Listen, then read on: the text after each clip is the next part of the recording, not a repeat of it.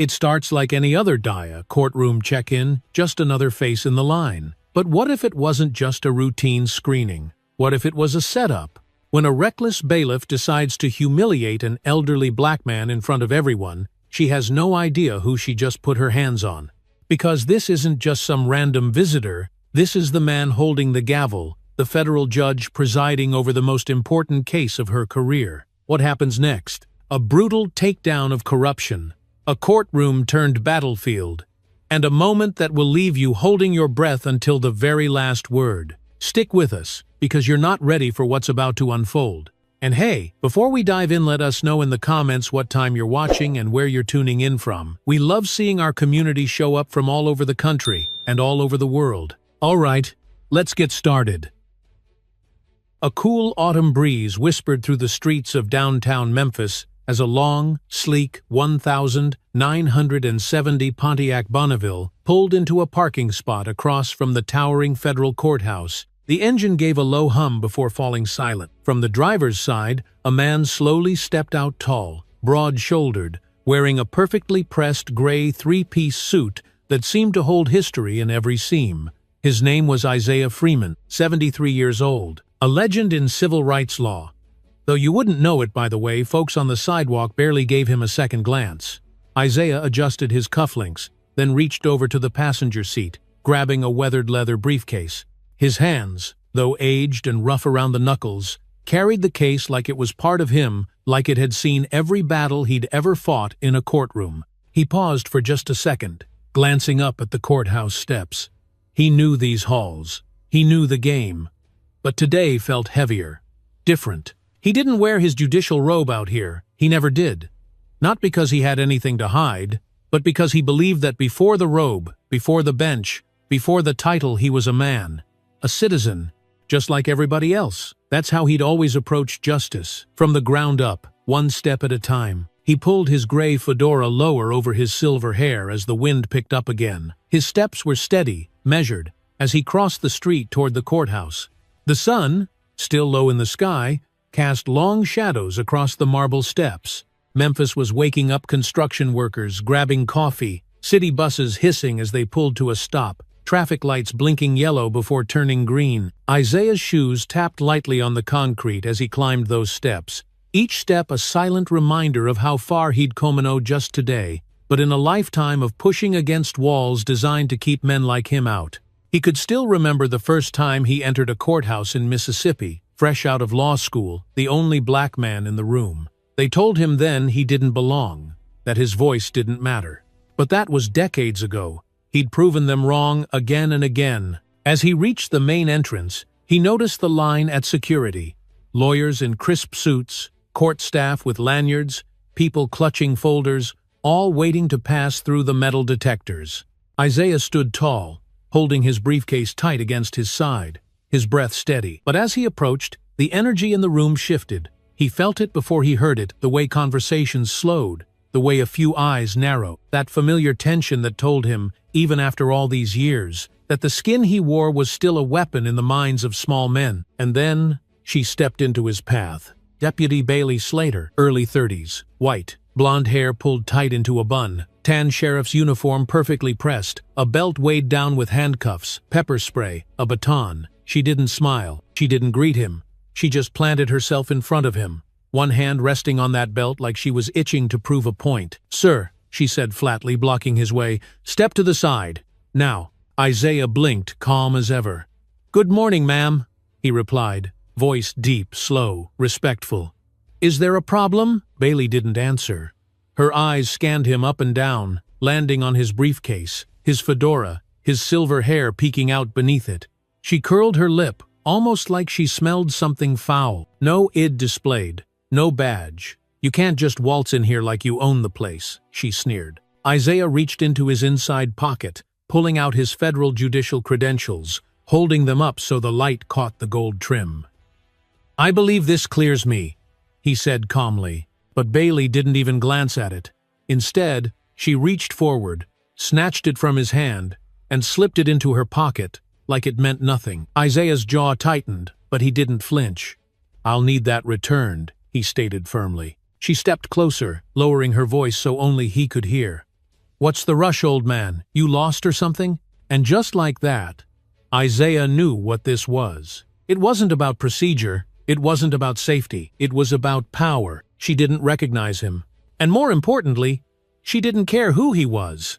Not yet. Isaiah took a slow breath, his mind already turning not out of fear, but out of calculation. Because while Bailey thought this was just another morning where she could push a black man around without consequence, she was about to find out just how wrong she was. Isaiah didn't move, not at first. He simply stood there, letting the silence stretch between them.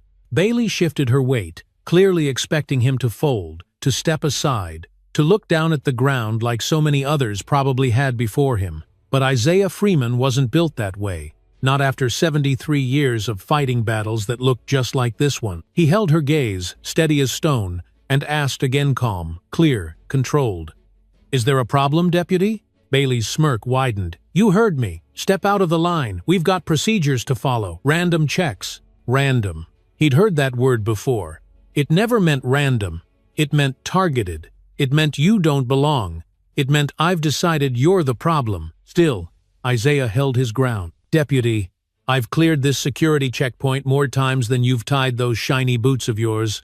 I've presented my federal credentials. I'm scheduled to preside over today's session." Bailey took a slow step closer, invading his space, her voice dropping just enough to sound like a threat. "And I said step aside, or I'll have you escorted out." A few people in line turned to watch. A couple of clerks exchanged uncomfortable glances but didn't say a word. They knew who Isaiah was. Some of them had seen him rule from the bench for years, but no one stepped in. No one ever did when things started to shift like this. Isaiah could have demanded to see a supervisor. He could have raised his voice, thrown his weight around. But he knew better. That was what she wanted. She wanted him loud, angry, defiant so she could drag him out in cuffs and make a show of it. "Number. Not today." He nodded once, slow and deliberate.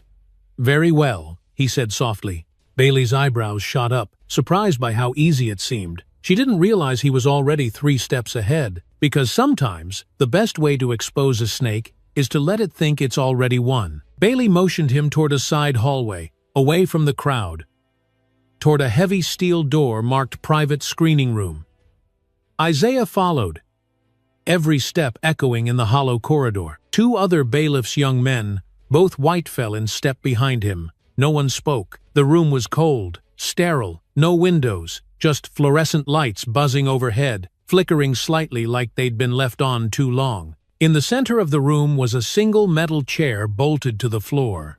Along the wall stood a small metal table, cluttered with security equipment, a handheld scanner, rubber gloves, a few zip ties. And there, sitting right on the edge, a pair of electric clippers. Isaiah's stomach turned.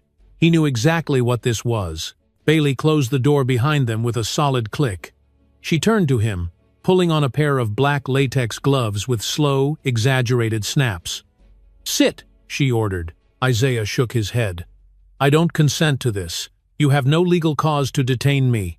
You've already confirmed my credentials." Bailey leaned in, close enough that he could smell the mint on her breath. "You're acting suspicious." "That's cause enough." Isaiah squared his shoulders. "You're abusing your authority." Bailey laughed a low, mean sound. "And who's going to stop me? You?" The 2 bailiffs behind him shifted, one stepping to his left, the other to his right. Isaiah's fists clenched at his sides. His pulse pounded in his ears. He'd been in 1,000 courtrooms, faced off against racists in suits and uniforms more times than he could count. But this was different. One of the younger bailiffs reached out, gripping Isaiah's arm tightly. The other pressed a hand to his shoulder, forcing him down into the cold metal chair. He didn't struggle. He didn't yell. He just locked eyes with Bailey and whispered, "You'll regret this." Bailey snorted. "People like you always say that." She reached for the clippers, flicking them on with a sharp buzz that filled the room like a swarm of angry bees. The sound alone made Isaiah's skin crawl. Bailey circled behind him, grabbing a fistful of his silver hair. Isaiah felt the first cold vibration of the blades touch the back of his scalp. He shut his eyes. One pass. A thick lock of silver curls fell to the floor. Another pass. More hair rained down, scattering like fallen leaves across the tile. Bailey worked quickly, roughly, pulling and buzzing without care. The two bailiffs held him steady, as if they expected him to lash out, but Isaiah sat still, shoulders square, jaw tight, breathing slow and steady. He could hear them laughing. One of them muttered, "Look at him now. Looks better already." Bailey leaned in close to his ear. "Should have shown a little more respect, old man. Now you look presentable." She flicked off the clippers and slapped the back of his now bare head like she was patting a dog. The humiliation burned deep, but Isaiah didn't give them the satisfaction of a single tear. Not one word. Not even a flinch. Bailey walked around to face him, arms crossed, smirking like she'd just won some unspoken war. She reached into her pocket, pulled out his federal ID, and tossed it onto the metal table like it was trash. "Courtroom's that way," she said with a mocking grin. "You're free to go." Isaiah stood slowly. His knees ached from the cold metal, but his spine stayed straight. He reached for his ID, slipping it back into his pocket with care, and then he turned to Bailey. "I'll see you in court," he said softly. She laughed again. Not likely, but Isaiah didn't look back. He walked out of that room, out of that hallway, past the people who still refused to meet his eyes. Every step heavier than the last, every breath tighter in his chest. His scalp burned where his hair used to be, where his dignity had been stripped from him, strand by strand. But as he neared the courtroom doors, something shifted. That burn in his chest didn't feel like shame anymore. It felt like fuel, because what Bailey didn't know, what none of them knew, was that she had just assaulted the presiding federal judge of today's hearing, and she was about to find out what it felt like to sit on the other side of real power. The walk from the private screening room back toward the main corridor felt longer than it ever had before. Isaiah Freeman moved like a man carrying a weight no one else could see.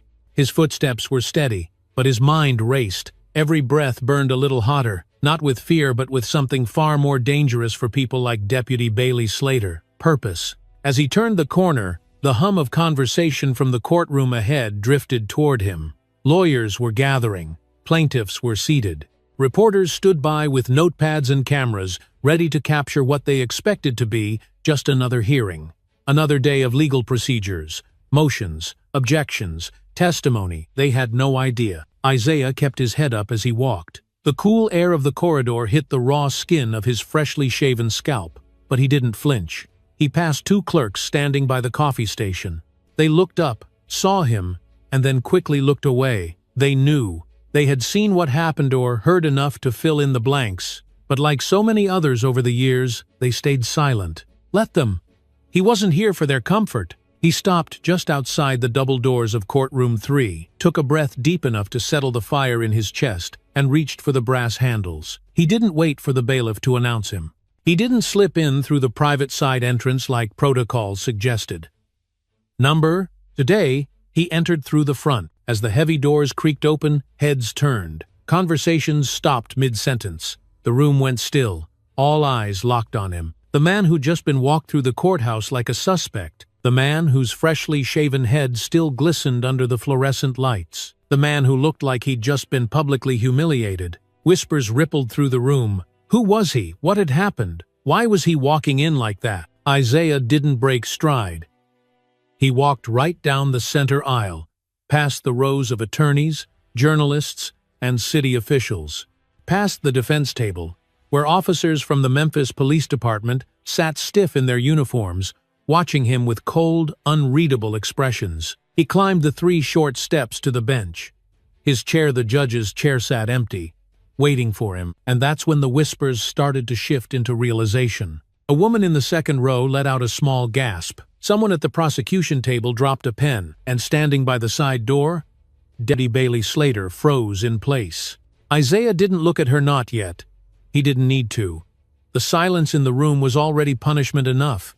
She knew, and that knowing, that slow, creeping horror washing over her face, was worth every silent step he'd just taken. Without a word, Isaiah reached for his judicial robe, folded neatly over the back of the chair. He didn't rush. He didn't ask for help.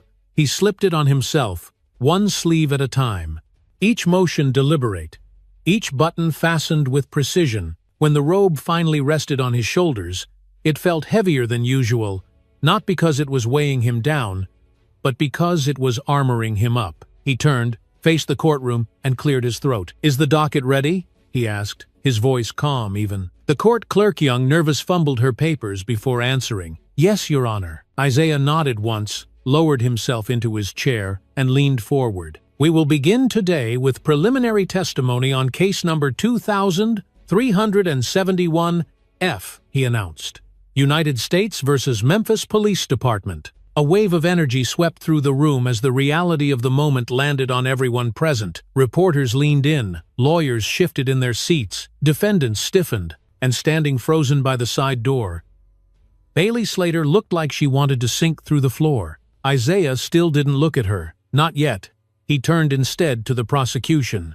"You may call your first witness," he stated. The lead prosecutor stood quickly, almost nervously, and called forward Officer Marcus Devereaux, one of the officers accused of excessive force during a peaceful protest the year before. The officer took the stand, clearly uncomfortable. But Isaiah barely heard the testimony, because from the corner of his eye, he saw Bailey edging toward the back of the room, trying to disappear. Isaiah waited. He waited until the witness finished his statement, waited until the courtroom settled, and then, like the strike of a bell, he called for a recess. As people stood to stretch and the buzz of conversation returned, Isaiah's eyes finally locked on Bailey. "Deputy Slater!" he called, his voice slicing through the noise. The room froze again. She stopped mid-step, turning slowly, face pale, lips parted like she wanted to explain herself but couldn't find the words. Isaiah leaned forward, his voice dropping low and steady. "Step forward." Bailey swallowed hard, glancing toward the exit. But there was no way out. Not now. Not after what she'd done. Not with the whole room watching. Slowly, she moved toward the front, every step heavier than the last. She stood in the open space before the bench, looking like she'd rather be anywhere else in the world. Isaiah rested his hands on the bench, leaned in slightly, and spoke loud enough for everyone to hear. "State your full name, for the record." Bailey's throat bobbed as she swallowed again. Bailey Slater." Isaiah nodded slowly. "And how long have you been a bailiff in this courthouse?" Her voice cracked. Six years, Your Honor." Isaiah leaned back, tapping a pen against his legal pad. "Once, twice, 3 times. And in those 6 years, how many citizens have you humiliated, assaulted, and degraded under the excuse of procedure?" Bailey opened her mouth, but no sound came out. And right there, in that moment, the power in the room shifted. Not just because Isaiah held the gavel, not just because of the robe on his shoulders, but because Bailey Slater had finally realized she wasn't in control anymore. Bailey stood there like a statue. All the blood had drained from her face. Her mouth hung open slightly, but no sound came out. The whole courtroom seemed to lean in, like the walls themselves were listening. You could hear the soft hum of the ceiling fans above, but nothing else. It was the kind of silence that pressed down on you, like a heavy weight sitting on your chest. And Isaiah Freeman, he didn't flinch.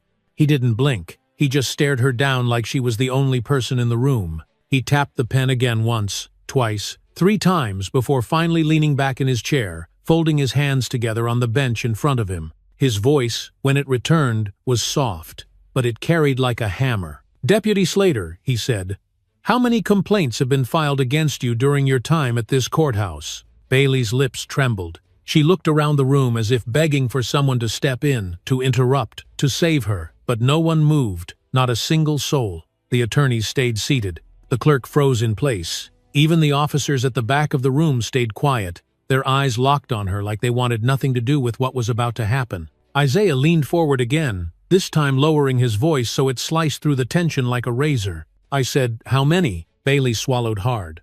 "2 don't know, Your Honor." Isaiah raised one eyebrow, slow and deliberate, like he was giving her one last chance to tell the truth. "Would you like me to remind you?" Bailey didn't answer. Isaiah's jaw tensed. His voice dropped even lower. 12 formal complaints, all of them ignored, all of them buried, all of them signed off, by people who believed you were too valuable to discipline. Bailey looked like she might faint. She opened her mouth again, but Isaiah wasn't finished. Not even close. "You assaulted me this morning, Deputy Slater," he said, his voice growing sharper. "You put your hands on a federal judge. You humiliated me in front of your fellow officers. You stripped me of my dignity. And you laughed while you did it." Bailey shook her head slightly, her breathing quickening, but she still didn't speak. Isaiah stood from the bench, slowly and with purpose. The entire room shifted with him, like gravity itself had changed. "But here's what you didn't know," he continued. "You didn't know who I was. You didn't care. Because in your eyes, I was just another black man standing in your way. Another body to push around. Another life you could violate without consequence." Bailey's hands started to shake. She tried to steady them by gripping the edge of the table, but it didn't help. "You saw me walk through those doors this morning," Isaiah went on, "and you made a choice. Not a mistake. A choice." His voice cracked like thunder in the dead silence. "And that choice ends today." The gallery held its breath. Isaiah turned to the two officers standing near the door, the very same ones who had watched Bailey humiliate him just hours earlier. "Deputy Slater is now under investigation for abuse of power, civil rights violations, and official misconduct. Take her into custody immediately," Bailey gasped, stepping back. "Wait, what? No, you can't do this," she stammered, her voice breaking for the first time. But Isaiah didn't flinch. "I already have." The officers moved in without hesitation, gripping Bailey's arms as she struggled to back away. "You can't arrest me! I work here!" she shouted, her voice cracking into panic. "You can't!" The sound of the cuffs snapping shut around her wrists cut through her words like a blade. The officers turned her toward the exit, leading her past rows of stunned faces. Bailey kept shouting, but her voice sounded smaller now, weaker, desperate. Isaiah didn't look away. He stood tall, watching as the same woman who had humiliated him was now being walked, other badge gone, her power stripped away. The courtroom remained silent, but the shift in the air was undeniable. No one dared move. No one dared speak. It was as if the whole room had just witnessed something they'd never thought they'd see. Justice, standing up for itself. Isaiah slowly sat back down, letting out a long, steady breath. His hands rested on the bench once more. But this time, they didn't shake. He glanced toward the clerk, whose face had gone pale. "Let the record show," Isaiah said calmly, "that this court recognizes the immediate need to investigate all prior complaints filed against Deputy Slater and any officer or official who conspired to bury them." The clerk nodded quickly, scribbling down every word. Isaiah turned his gaze to the prosecution table. "We will proceed with the next witness after recess," he declared, tapping the gavel once. With that, the courtroom finally exhaled. People shifted in their seats. Lawyers whispered to one another. Reporters started scribbling furiously in their notebooks. Isaiah stood again, gathering his robe around him as he stepped down from the bench. He didn't walk toward the private chambers. He didn't sneak out the side door. He walked right through the center aisle, past every stunned face, past every whispering mouth, past the same people who had watched him walk in broken just minutes before. And this time, nobody looked away, because they weren't looking at a victim anymore. They were looking at a reckoning. Isaiah didn't stop walking until he reached the hallway just outside the courtroom. He leaned against the cool marble wall for a moment, closing his eyes, listening to the muffled noise inside, the shuffle of feet, the clicking of pens, the nervous whispers traveling like static through the air. He had done what most people in that courthouse had spent years avoiding. He'd called it out, pulled the mask off the system, and the weight of that truth settled heavy on his chest. But this wasn't over, not by a long shot. Isaiah opened his eyes, adjusted his robe, and turned back toward the courtroom. He paused for a moment at the edge of the doors. Through the narrow window, he could see them. The defense team huddled together, their faces twisted in frustration. The prosecution scribbling notes, strategizing their next move. Reporters clutching their cameras, waiting to capture every breath, every headline. And there, standing at the far end of the gallery, was Bailey Slater, still in cuffs, flanked by two officers as they prepared to escort her out of the building. She wasn't shouting anymore. She wasn't smirking. Her face had collapsed into a blank, pale mask of shock. Isaiah took another steady breath and pushed the doors open again. The room fell silent the moment he stepped back in. He didn't walk to the bench this time. Instead, he stopped right in the center of the courtroom floor, turned to face the gallery, and raised his voice just enough to fill the space without yelling. "Before we continue," he began, "this court recognizes that today is not an ordinary hearing." The gallery leaned in, You could almost hear hearts pounding in the stillness. What happened this morning, Isaiah continued, did not begin today. It is the result of a culture that has long been allowed to fester in this courthouse, a culture of silence, a culture of protection not for the people we serve, but for the people who abuse their power. He let those words settle like dust on every surface in the room. He turned to the defense table next. Make no mistake. This hearing will proceed. But let me be clear. It will proceed with the full weight of truth behind it. Isaiah walked slowly back to the bench, every eye tracking his movement. He took his seat with purpose, folding his hands once more. The prosecution stood, cleared her throat, and called the next witness. A man rose from the back row, late 50s, stocky build, gray hair pulled back into a tight ponytail. He wore a simple blue work shirt and jeans, nothing fancy. His name was Howard Briggs, a warehouse foreman from South Memphis. A father, a husband, a man who looked like life had tried to wear him down, but hadn't finished the job. Howard took the stand, adjusting the microphone nervously.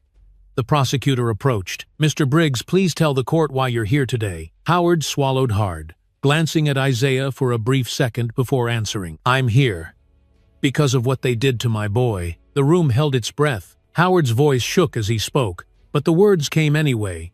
He told them everything.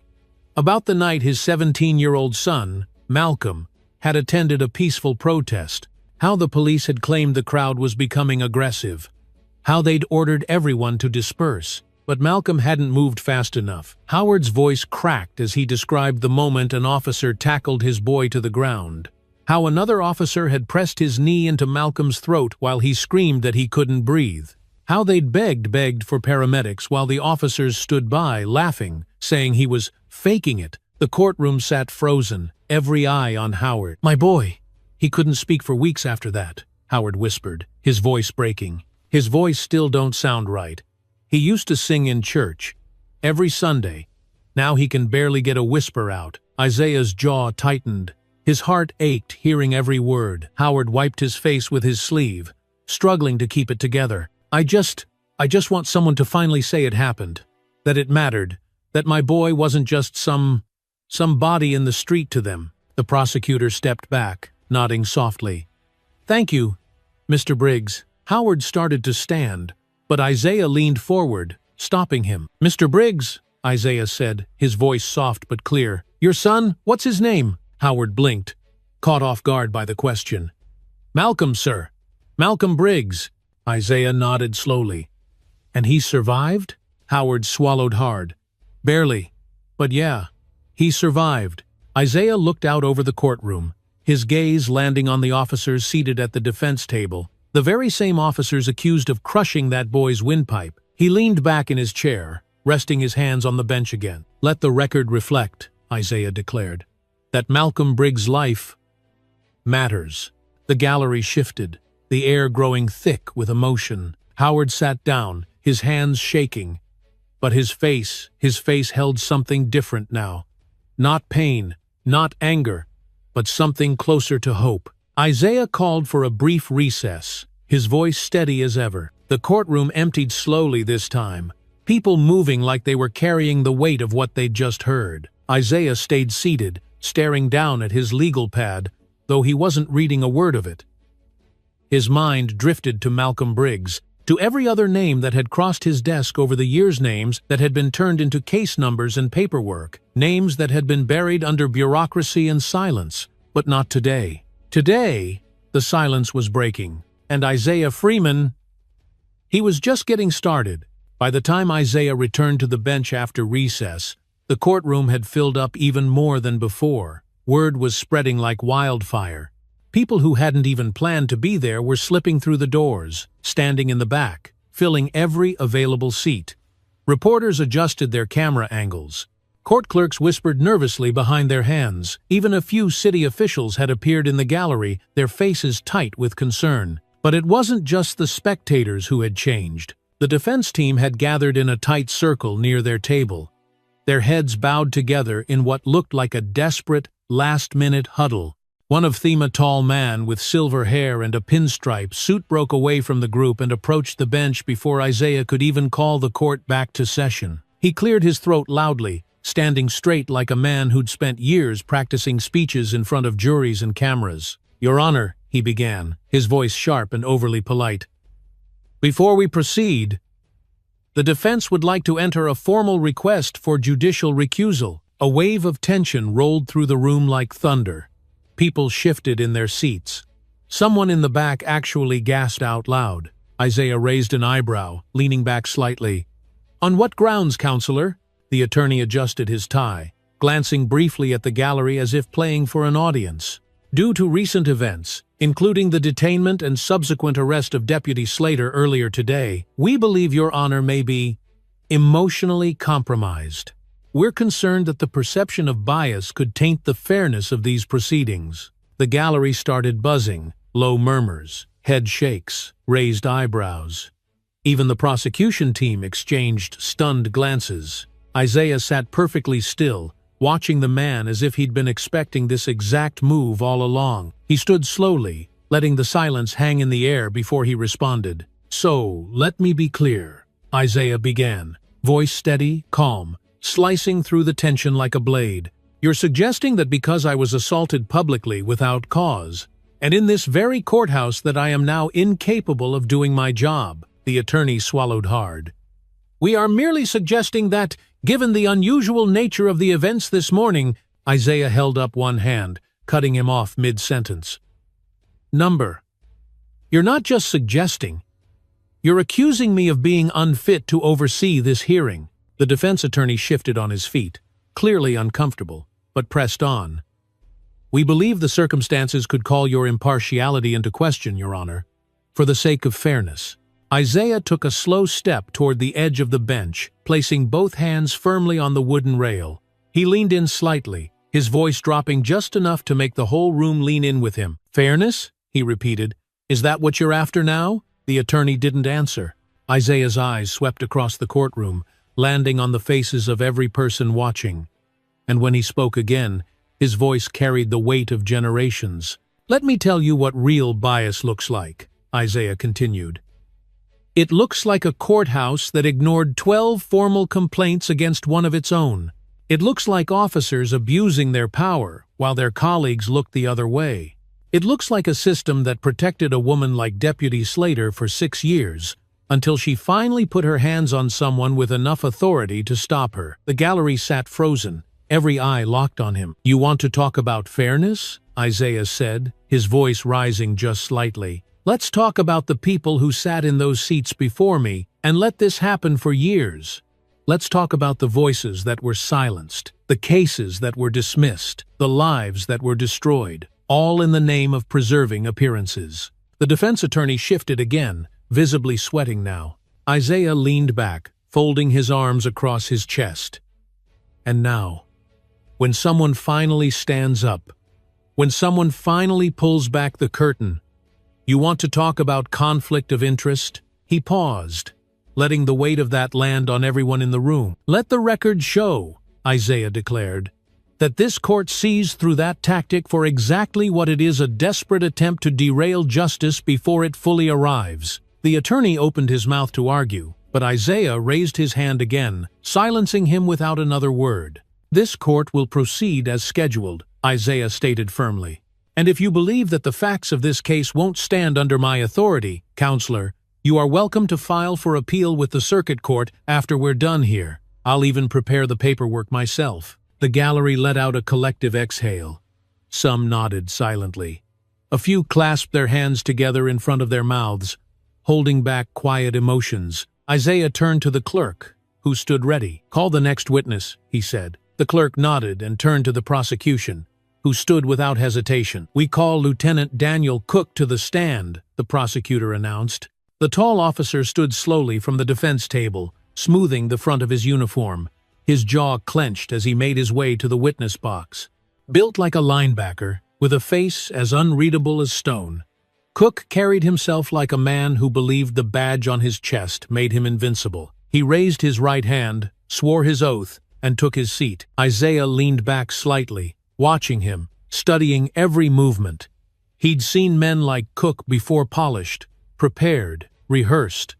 Men who could lie through their teeth without blinking. The prosecutor approached, her voice steady as she began her questioning. Lieutenant Cook, you were present at the demonstration on May 14th of last year, correct? Yes, ma'am, Cook replied, his voice flat, like he was reading from a script. And you oversaw a team of 7 officers that day? Yes. Did you authorize the use of force against the protesters? Cook leaned forward, folding his hands on the table. I authorized non-lethal crowd control measures after the crowd became aggressive. They were shouting, pushing, some had bottles and rocks. The prosecutor nodded.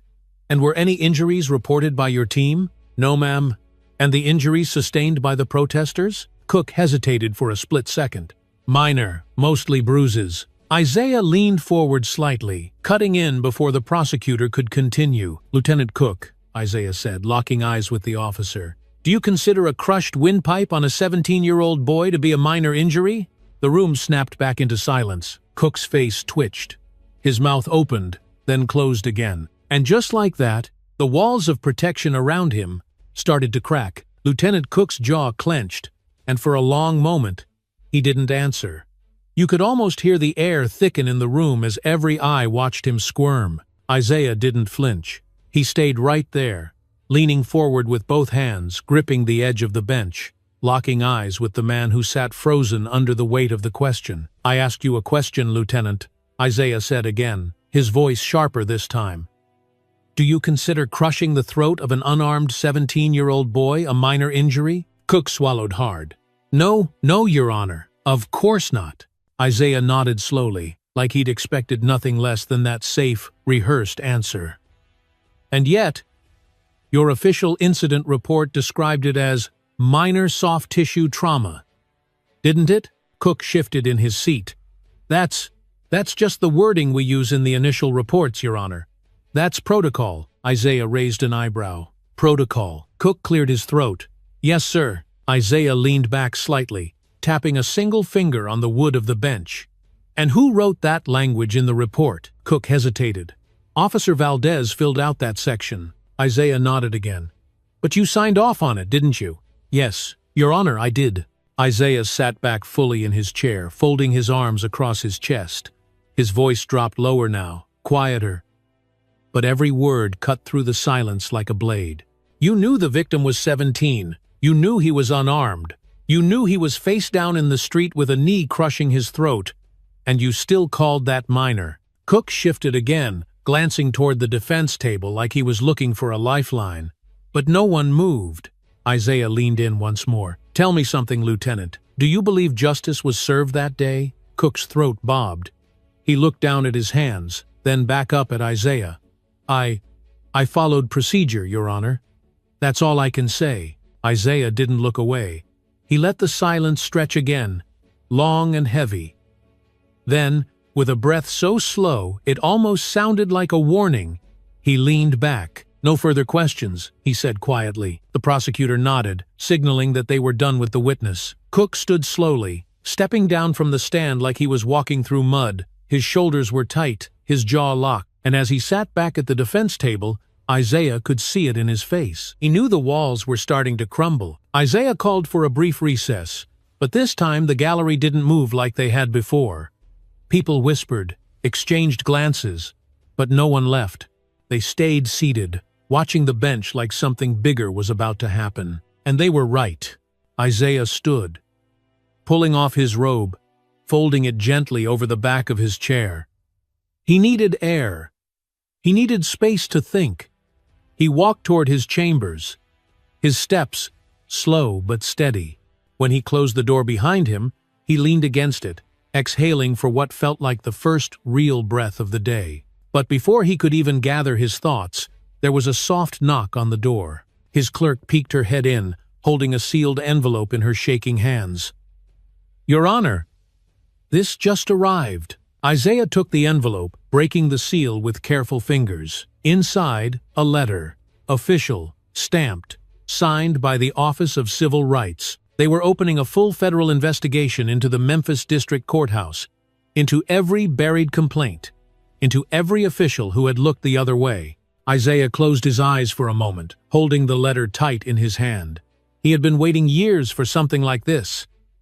But even now, It didn't feel like a victory. Not yet. Because the work wasn't done, the truth hadn't fully surfaced, not until every voice had been heard, and that was when he heard another knock. A softer one this time.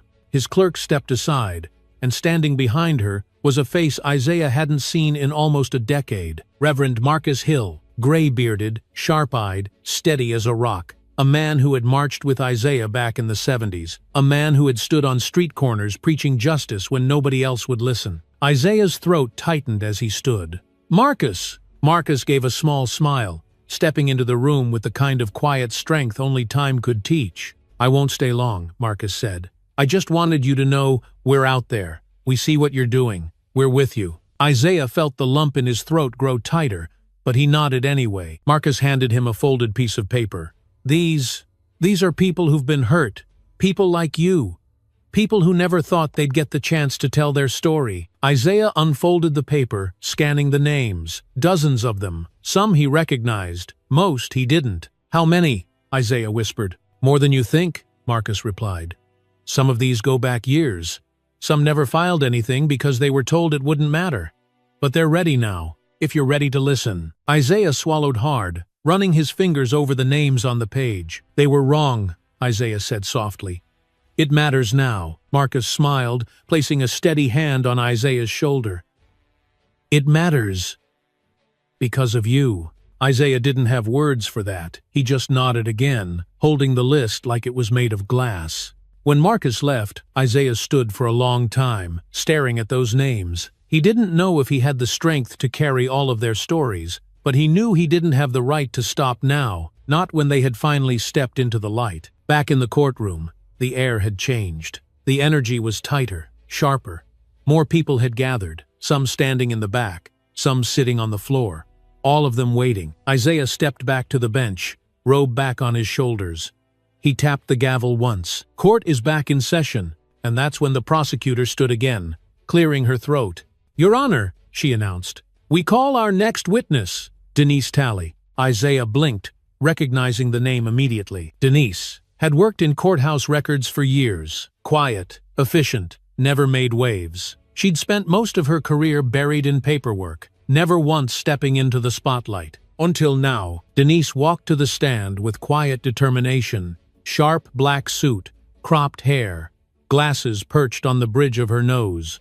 She looked like someone who had carried too many secrets for too long, and was finally ready to let them go. She raised her hand, swore her oath, and took her seat. The prosecutor approached slowly. "Miss Talley," she began, "can you tell us about your role at this courthouse?" Denise nodded, her voice steady.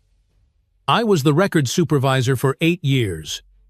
Before that, I worked the front desk. And during that time," the prosecutor continued, "were you ever made aware of complaints filed against Deputy Bailey Slater?" Denise's jaw clenched ever so slightly. "Yes," she replied. "Too many to count." The courtroom shifted again, the air thick with anticipation. "How many of those complaints were officially recorded?" 12, Denise answered. "But there were at least twice that many unofficial ones." "And what happened to those complaints?" Denise glanced at Isaiah, then back at the prosecutor. "They disappeared," she said. "Some were marked as resolved when they weren't. Some were buried." The prosecutor leaned in. "And who gave those instructions?" Denise took a deep breath, and when she answered, the name she spoke cracked the room wide open. Judge Leonard Haynes. Isaiah felt the air suck right out of his lung. His mentor. His sponsor. The man who'd once told him, "You're exactly what this bench needs." And now, the truth had found him too. You could feel the air crack open the moment Denise Talley spoke that name, Judge Leonard Haynes. Isaiah heard it loud and clear, but part of him still hoped he'd misheard. But he hadn't. The gallery erupted into whispers. People shifted in their seats, glancing around like the walls themselves had started shaking. Isaiah sat there frozen for half a breath. His heart sank deep into his chest. Haynes had been the one who pushed Isaiah forward all those years ago, the one who told him to reach higher, climb faster, break through the walls that kept black lawyers stuck on the outside looking in. The man who had once whispered, "We need someone like you on that bench, Isaiah." But that same man had been protecting Bailey Slater all along. The prosecutor stepped closer to Denise, keeping her voice low but firm. "Miss Talley, are you certain Judge Haynes gave those instructions?" Denise nodded, her voice steady but her hands trembling slightly in her lap. "Yes, ma'am. I heard him say it with my own ears, more than once. And what exactly did he say?" Denise took a shaky breath. "He said bringing those complaints forward would damage public trust, that exposing misconduct would make the courthouse look weak. He said, sometimes it's better to keep things quiet."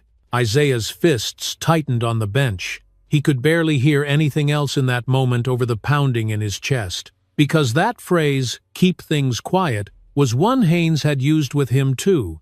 All those years ago when Isaiah first started pushing back against courtroom bias, when he first raised concerns about how black defendants were being treated, Haynes had said the same thing. "Pick your battles, Isaiah. Don't stir up what you can't control. Some things are better left quiet." Isaiah had believed him then, but now he knew better. Denise pressed on, her voice growing stronger. "I tried to flag it. I tried to raise questions, but every time I was told to drop it. I watched people like Deputy Slater humiliate citizens, intimidate witnesses, and get away with it. And when I finally spoke up, they pushed me out." Isaiah leaned forward slowly, clearing his throat. "Miss Talley, do you have any proof of these conversations?" Denise reached into her blazer and pulled out a small folder. "I kept copies of the complaint logs, the ones they thought I deleted." She handed them to the bailiphone of the new officers assigned since Bailey's removal, and the folder made its way to Isaiah's bench. He opened it carefully, page by page, scanning the dates, the names, the signatures, and there it was. Judge Leonard Haynes, his signature. Over and over again, dismissing complaint after complaint, covering for Bailey Slater, protecting her from consequences. Isaiah leaned back in his chair, his face unreadable, but his chest felt like it was on fire. "Thank you, Miss Talley," he said softly. The prosecutor turned to the bench. "No further questions, Your Honor." Isaiah nodded. "You may step down." Denise stood, but before she left the stand, she turned toward Isaiah. "I'm sorry I didn't speak sooner," she whispered, "but I'm not staying quiet anymore." Isaiah met her eyes and gave a small nod. "Neither am I." Denise returned to her seat, and Isaiah sat in silence for a moment, looking down at the folder. The weight of it felt heavier than anything he'd carried in years. He stood slowly, turning toward the court clerk. "Bring in all parties. We're calling a special session right now." The clerk nodded, rushing to gather the attorneys. The buzz of conversation in the gallery swelled again. Reporters started whispering into their phones, cameras shifted angles, and soon the courtroom filled back up faster than anyone expected. Isaiah waited until the doors closed again, then tapped the gavel once. "This court is back in session." He stood, lifting the folder high enough for the entire room to see. "This," he said, "is a complete log of every complaint filed against Deputy Bailey Slater, along with the signatures of every official who chose to ignore them." The room went silent again. Isaiah scanned the defense table, landing on the lead attorney, who had tried to disqualify him earlier. "And at the top of that list is Judge Leonard Haynes." The attorney shifted uncomfortably in his seat. His face had gone pale. Isaiah didn't stop. "This court will be forwarding these documents to the Office of Civil Rights for immediate review. Additionally, I am ordering a full investigation into every ruling, every case, and every complaint signed off by Judge Haynes during his tenure." The gallery erupted again, this time louder. People stood, some gasped, some clapped their hands over their mouths. Isaiah raised his voice to calm the room. "And let me be clear, this is no longer just about one officer or one courtroom. This is about the entire system that allowed this to happen unchecked for years." He pointed toward the defense table again. "Let the record show that this court sees through every tactic, every excuse, and every cover-up. And that stops today." The defense attorney stood suddenly, slamming his hand on the table. "Objection, Your Honor. This is grandstanding. None of this is relevant to the case at hand." Isaiah didn't flinch. "Overruled," he replied, his voice like steel. "This is the heart of the case, and if you don't see that, you haven't been listening." The attorney looked like he wanted to argue, but Isaiah leaned forward again, cutting him off with nothing more than his stare. "This court will continue with full transparency and full accountability." Isaiah sat down slowly, gathering his notes. But before the next witness could be called, something else happened. A man in his 60s, standing near the back of the gallery, raised his hand. His voice trembled as he spoke. "Your Honor, may I speak?"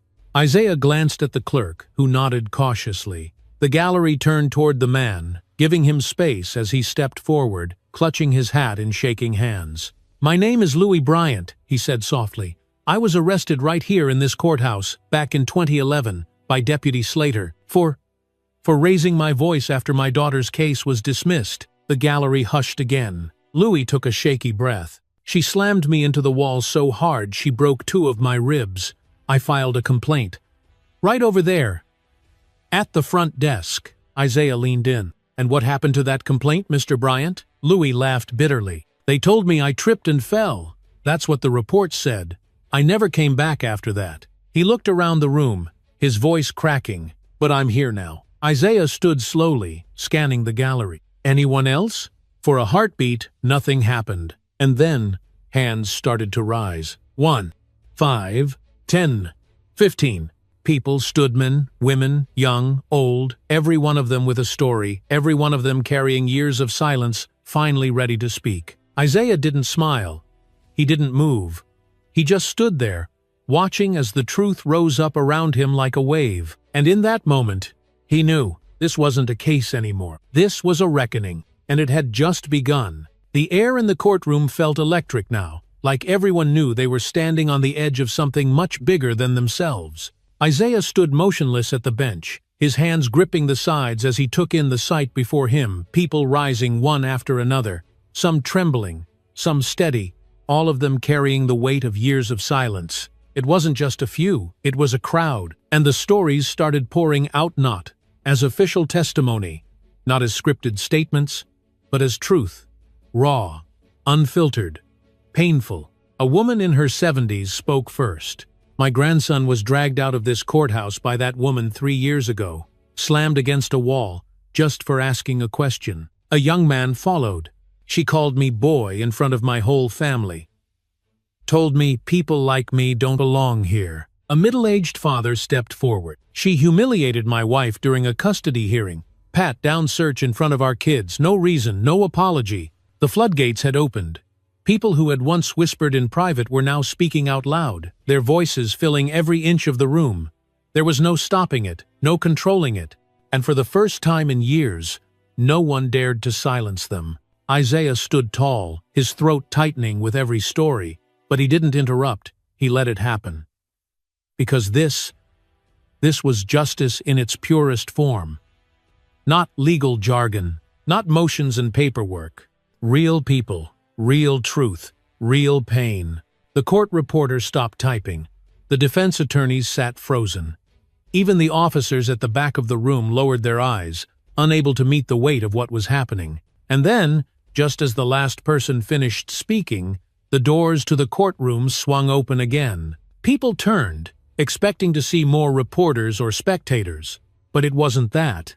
It was the community. People had gathered outside the courthouse all day, their numbers growing with every headline, every whisper. And now they were coming in. Dozens of men and women, young and old, black, white, Latino, Asian neighbors, teachers, ministers, business owners. Some carried signs, some carried nothing at all. But they all carried the same look in their eyes. Enough. They filled the gallery without saying a word. Some stood, some found seats, some leaned against the walls. But no one left. Not anymore. Isaiah swallowed hard, turning to the clerk. "How many more witnesses do we have today?" The clerk hesitated, looking around nervously. We've received more requests since the recess, Your Honor. Dozens." Isaiah nodded slowly. "Good," he whispered. He turned back to the gallery, raising his voice once again. "This court recognizes every person here today who has stepped forward. Every voice that was once silenced. Every story that was once buried." He scanned the room, his voice growing stronger. "Let the record show that this is not just a courtroom. It is a place of truth." The people in the gallery stood a little straighter. Isaiah turned to the prosecution. "You may continue." But before the prosecutor could even open her mouth, one more person rose to their feet in the back row. It was Megantha, young intern who had watched Isaiah's humiliation earlier that morning. The same young woman who had stood in his chambers, shaking, whispering that she had been too scared to speak up. Isaiah caught her eye, tilting his head ever so slightly, giving her permission to speak. She cleared her throat, her voice small but gaining strength with every word. "I was there, this morning," Megan said softly. "I saw what Deputy Slater did. I saw it. And I froze. I didn't do anything." The gallery fell silent again, listening. "I was scared," Megan continued. "Scared of losing my internship, scared of getting involved, scared of the people in this building who have so much power." She paused, her voice shaking. "But I'm not scared anymore." Isaiah felt something tighten in his chest, not fear, not anger, hope. Megan stepped forward. "And if this court needs my statement, if you need me to testify, I'm ready." Isaiah nodded, his voice catching just slightly. "Thank you, Miss Collins. Your courage is now part of the record." She sat down slowly, tears in her eyes, but her back straight, taller than she had been all day. Isaiah turned to the officers standing by the door. "Bring in the remaining witnesses. One at a time, we will hear every voice." And one by one, they came forward. Men, women, young people, elders. People who had walked these halls before but had never felt like they belonged. People who had once been told their stories didn't matter. Now, they were filling the official court record with the truth no one could bury. The hours passed, but no one left. And when the final voice finished speaking, Isaiah stood once again. He looked out over the courtroom not as a judge, not as a symbol, but as a man who had lived long enough to know that moments like this don't come often.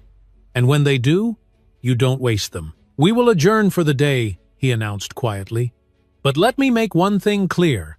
This is not over." He scanned the room one last time. "The walls that protected the powerful for too long have cracked today." He paused, breathing deep into the silence. "And tomorrow we bring them down." With that, Isaiah tapped the gavel one final time. The sound echoed louder than it had all day. And for the first time since this hearing began, the people stood not because they were told to, but because they wanted to. And that changed everything. The next morning, the sky over Memphis cracked open with rain, not a soft drizzle, not a quiet mist, but a heavy, pounding storm that soaked the streets, filled the gutters, and turned the courthouse steps into slick rivers of water. But the people still came. They came with umbrellas, with ponchos, with cardboard signs turning to mush in the downpour, and they stood there, shoulder to shoulder, packed tighter than the day before. Black, white, brown, young, old. They were no longer just witnesses to what was happening inside the courtroom. They were part of it now, part of something none of them could fully explain, but all of them could feel. Change was coming, and not even the storm could wash it away. Inside, Isaiah stood at his desk in chambers, staring at his reflection in the glass of the rain-soaked window. The file folders on his desk were already stacked high. New complaint, new evidence, new witness lists. He could barely see the wood grain beneath them, but the file in his hand, the one marked the Freeman Mandate, that was the one that mattered most. He turned as his clerk entered quietly, her voice barely above a whisper. "Your Honor, the courtroom's full again. More reporters, more families, more community leaders." Isaiah nodded slowly. "And the defense? They're already seated, and they've filed another motion." Isaiah let out a slow breath. "Of course they have." He straightened his robe, smoothed the front of it with steady hands, and turned to the door. "Let's finish this." When he stepped into the courtroom, the sound of rain pounding against the tall windows was the only noise in the room. Every seat was filled, every eye turned toward him. But unlike the first day, there was no confusion, no whispering, no glances of doubt. They knew who he was now, and he knew who he was too. Isaiah took his seat, tapped the gavel once, and leaned forward. "This court is now in session." The lead defense attorney rose immediately, already clutching a printed motion in one hand. "Your Honor," he started, "we move again for judicial recusal," citing the... Isaiah raised his hand, cutting him off before he could finish. "Motion denied," Isaiah said flatly, his voice firm as stone. "We're done playing that game." The attorney swallowed hard but didn't dare speak again. Isaiah stood slowly, picking up the Freeman Mandate folder and holding it high for everyone to see. "This," he announced, "is not just a policy, it's a promise." The gallery leaned in, every breath caught in their throats. Effective immediately, this courthouse will adopt the Freeman Mandatia policy requiring mandatory anti-bias training, psychological screening, and zero-tolerance accountability for all courthouse staff and officers under this jurisdiction. The words rang out like a bell. Some people gasped. Some grabbed the hands of the person next to them. A few nodded quietly, tears filling their eyes. Isaiah continued, "I will take this mandate to the district, to the circuit, to the Senate if I have to. Because what happened to me, to every person who spoke in this room, will not happen again." He paused, scanning the defense table. "And to those who allowed it to happen, who signed off on it, who buried the truth." Isaiah's voice dropped lower now, sharp as glass. "Consider yourselves on notice." The room held its breath. Isaiah tapped the folder once more on the bench, then nodded toward the side door. "Bring in the defendant." The officers opened the door, and Bailey Slater was led in, hands cuffed in front of her, face pale, lips pressed tight like she'd swallowed every ounce of pride she had left. Gone was the cocky smirk. Gone was the swagger. She shuffled forward like a woman who had finally realized there was no one left to hide behind. Isaiah watched her step to the front of the courtroom. She stood beside her public defender, head lowered, refusing to meet his eyes. Isaiah leaned forward. "Bailey Slater, this court finds you guilty of abuse of power, violation of civil rights, and official misconduct." The gallery stayed silent, holding on to every word. "You are hereby sentenced to the maximum penalties allowed under federal law: 6 years for abuse of power, 5 years for civil rights violations, and an additional year for obstruction." Bailey flinched at the word years. Her knees nearly buckled. But Isaiah wasn't finished. "And here's the part the law can't touch," he added, his voice cold but steady. "The part you'll carry long after your sentence ends." Bailey finally lifted her head, her eyes wide, searching for something: pity, mercy, anything. But Isaiah gave her none of it. "You spent your career deciding who was worthy of dignity and who wasn't," Isaiah said. "You thought the badge made you untouchable. You thought silence would shield you. You thought people like me would never hold the gavel." He leaned in, lowering his voice to a razor's edge. "Well, now you get to sit in the seat you made for others." Bailey's face collapsed into tears, but Isaiah didn't flinch. "Take her away." The officers turned her toward the exit. The sound of the cuffs clinking echoed through the chamber as she was led out, head down, shoulders shaking. But the courtroom didn't cheer. No one clapped. No one stood. Because it wasn't about victory. It was about witnessing. And sometimes, that was more powerful than any applause. Isaiah turned to the gallery one last time. He placed the Freeman Mandate on the bench in front of him. He rested his hands beside it. And then, in a voice steady and clear, he spoke the words they'd all been waiting to hear. "Court is adjourned." The gavel fell one final time, ringing out not just in that courtroom, but far beyond it, into every hallway, every office, every community waiting for justice. And as the people began to rise, filing out in silence, Isaiah stayed seated, because he knew this wasn't the end. It was only the beginning. That night, Isaiah stood alone on the courthouse steps. The rain had finally stopped, but the streets were still wet, the air heavy with the kind of quiet that only comes after a storm. The crowd was gone. The cameras had packed up. The reporter moved on to their next headline, but Isaiah stayed right where he was, breathing in the silence. For the first time in a long time, it didn't feel heavy. It felt clean, real. He reached up, running his hand across his scalp, feeling the smooth skin where his silver hair used to be. He thought about all the people who had stood up in that courtroom. About Megan, about Howard Briggs, about every person who had finally found their voice. And then, he smiled, because for the first time, he felt whole again. Isaiah took the long way home that night. No driver, no escort, just him and the quiet hum of his old Pontiac as it rumbled down the empty streets of Memphis. He passed streetlights flickering in the dark. He passed churches and corner stores and houses with porch lights glowing softly. And when he finally pulled into his driveway, he didn't rush to go inside. He sat there for a moment longer, looking out at the quiet neighborhood he'd called home for over 40 years. He thought about how far he'd come and how far there was still left to go. The next morning, the courthouse felt different. The marble floors didn't seem so cold. The halls didn't seem so hollow. People looked him in the eye when they passed him. A young clerk even stopped him near the elevators, placing her hand on her chest with a small, respectful nod. He nodded back, knowing exactly what that gesture meant. When Isaiah walked into the courtroom later that day for a routine civil hearing, something happened that had never happened before. Before the clerk could even announce his arrival, the entire room stood on their own. No command, no ceremony, just quiet respect. Isaiah stood still for a second, taking it all in. He nodded once, letting the weight of that moment settle deep in his chest. He took his seat, adjusted his robe, and looked out over the room. The docket was full. The work wasn't done, and justice wasn't finished.